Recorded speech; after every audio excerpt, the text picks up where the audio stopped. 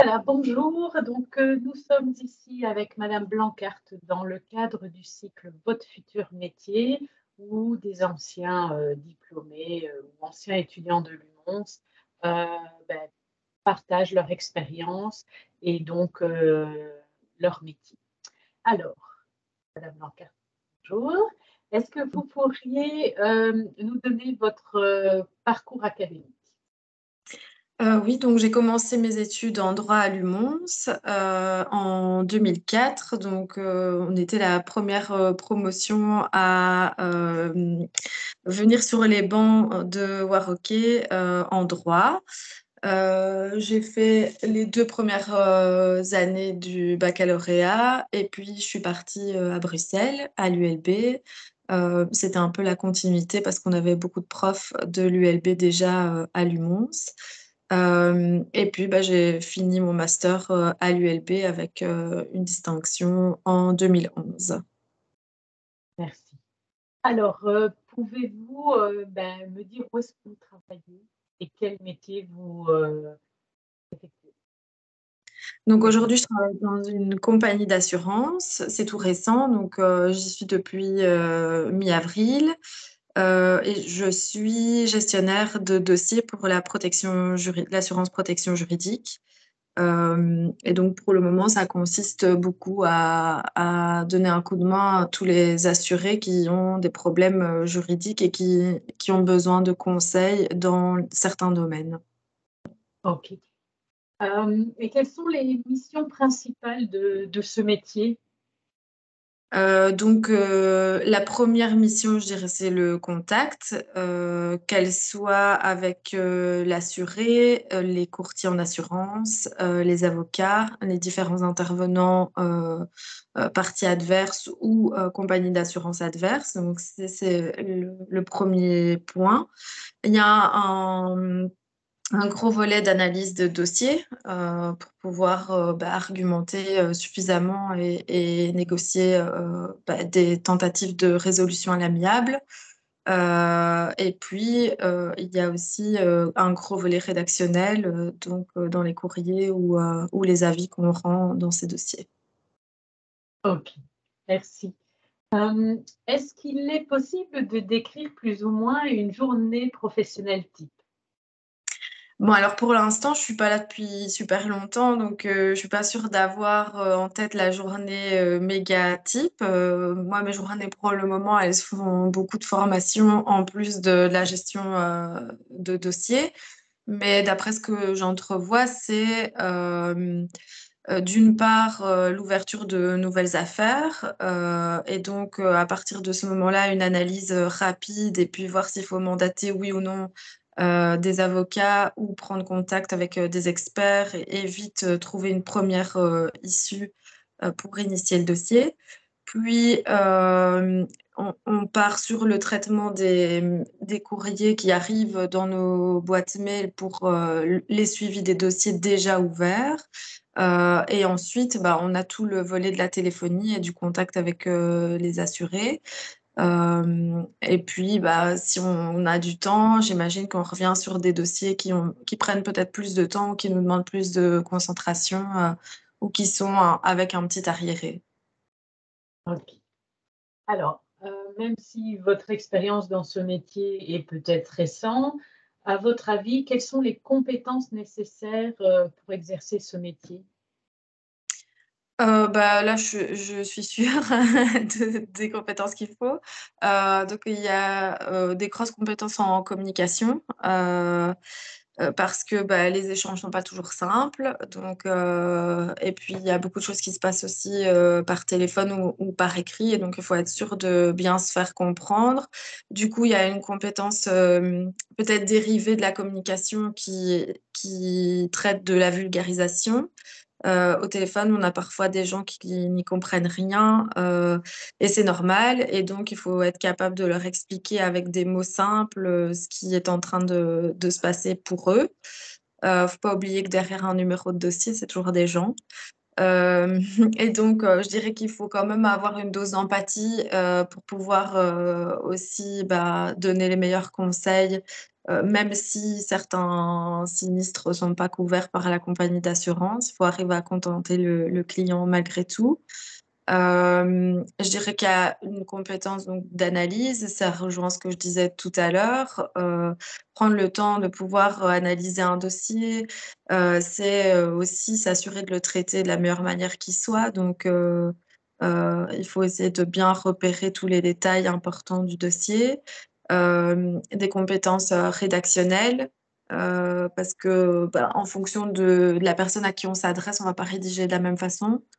Et qu'est-ce que je pourrais dire encore d'autre? Ouais, je crois que c'est à peu près je veux dire, c'est les 3-4 grandes compétences, à ressortir, quoi. OK, merci. Alors la dernière question, c'est quels seraient les conseils que vous donneriez à des étudiants, des jeunes diplômés, face, enfin, dans le cadre de leur démarche en insertion professionnelle?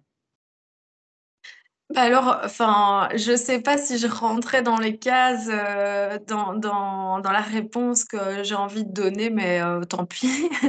Moi, j'ai envie juste de dire, de oser tester, parce que j'ai un parcours où j'ai déjà plusieurs expériences, professionnelles à mon actif et je pense que chaque expérience permet aussi d'affiner, son choix en fonction aussi de qui on est et je continue à croire que c'est important et que c'est essentiel, de pouvoir avoir un boulot qui nous permet de nous réaliser et de nous épanouir.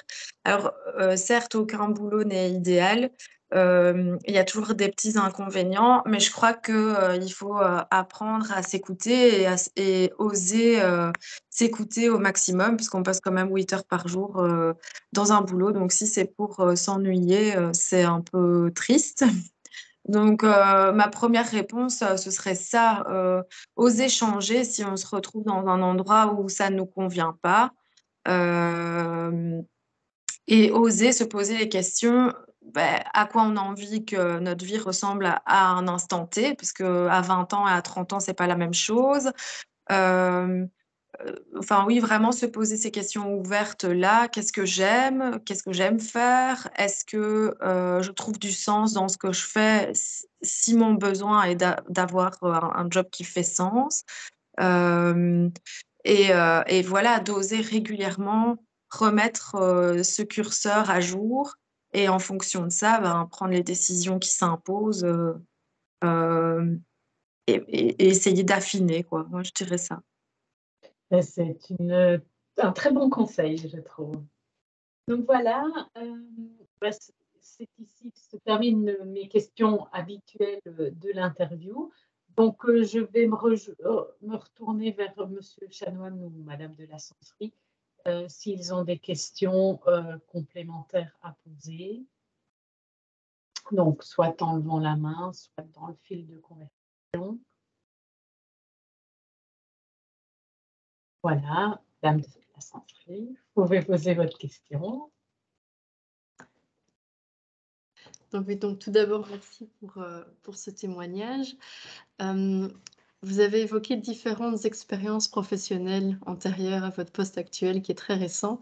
Est-ce que vous pourriez justement nous expliquer un petit peu en quoi consistaient ces expériences et ce que vous en avez retiré justement par rapport à votre évolution professionnelle pour atteindre le poste que vous occupez actuellement? Oui, donc j'ai commencé par, le barreau, donc en sortant de mes études de droit, j'ai fait 3 ans de stage, puis 3 ans et demi comme collaboratrice dans un cabinet dans lequel j'avais fait mon stage. Hem, je me suis super éclatée dans ce métier, j'ai adoré, mais c'est aussi une expérience en tant qu'entrepreneur avec, évidemment les aléas, de la gestion financière et autres et donc à un moment, je me suis rendu compte que j'étais juste pas rentable et que j'aimais bien mon métier, c'était chouette, mais que la vie d'adulte impose aussi de pouvoir, payer ses charges et donc voilà, j'y parvenais pas. Donc, j'ai décidé d'arrêter. Ça a été une grosse décision.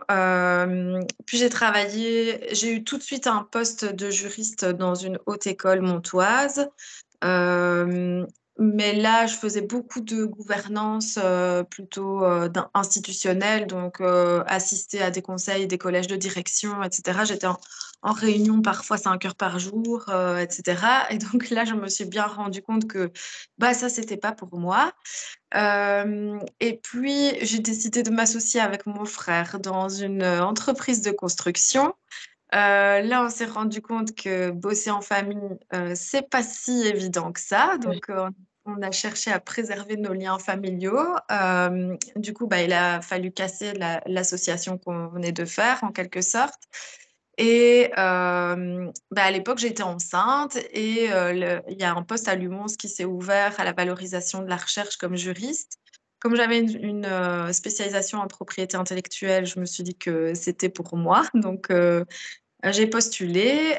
C'était un mi-temps qui a été étendu quelques temps après avec un mi-temps au rectorat. Et là, j'ai travaillé presque 3 ans. En me rendant compte que travailler sur 2 services, avec 2 façons de travailler qui sont différentes, un partage de temps, mais avec une localisation de bureau dans un seul service, et cetera, c'était un peu incohérent et que moi, je m'y retrouvais pas. Et donc, il y a un poste de chargé de communication qui s'est ouvert au CLIC, donc toujours un service de Lumons où je me suis dit: pourquoi pas?» Et donc j'ai tenté, mais le droit me manquait quand même un peu. Donc voilà, maintenant je suis aux AG.